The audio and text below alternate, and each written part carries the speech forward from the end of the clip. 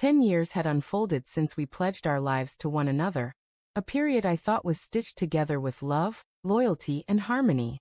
Our home was beautiful, our 2 children were our joy, and our existence felt stable and safe. But one quiet evening, as we sat down to dinner, my wife dropped a bombshell that shattered my reality. In a cold, almost mechanical tone, she confessed to having been unfaithful since the day we married. At first, I thought she was joking.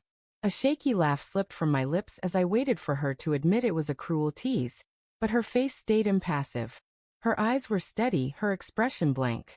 She admitted she had never truly considered me her one true partner, and had been entangled with others, several others, on and off throughout our marriage. My heart clenched.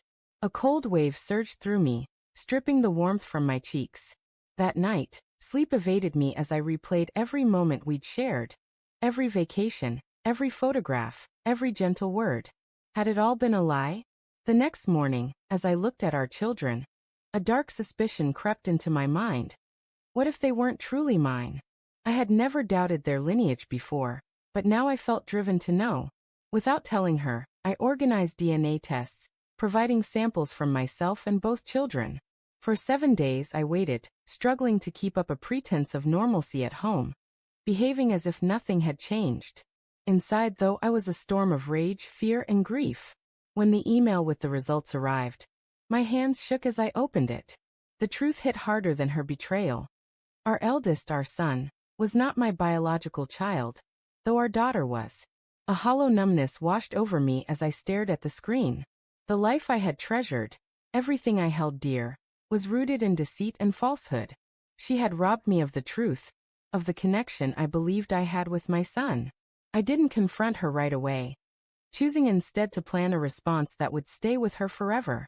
Over the next few days, I made arrangements.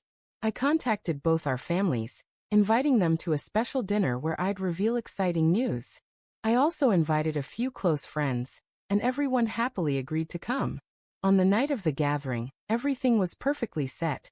Plates filled, glasses brimming, laughter echoing through the room.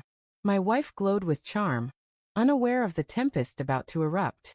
I stood, tapped my glass to gather attention, and announced I had something important to share. The room fell silent. I began by thanking everyone for being there. Then, facing my wife, I said, "Do you remember admitting recently that you've been unfaithful since our wedding?" She went rigid, the room's warmth dissolving into a heavy stillness. I placed an envelope on the table. "These are the DNA results," I went on. "It turns out only one of our children is biologically mine." Gasps rippled across the table. Her face turned ashen, and she tried to speak, but I raised a hand to silence her.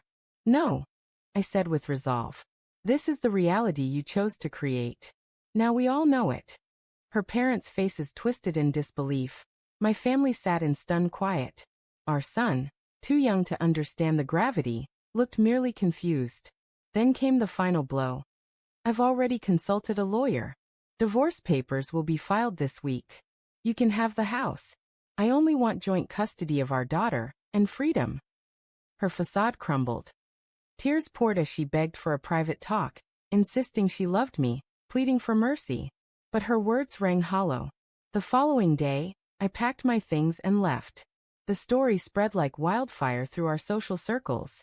Friends rallied around me, and her once spotless reputation lay in ruins.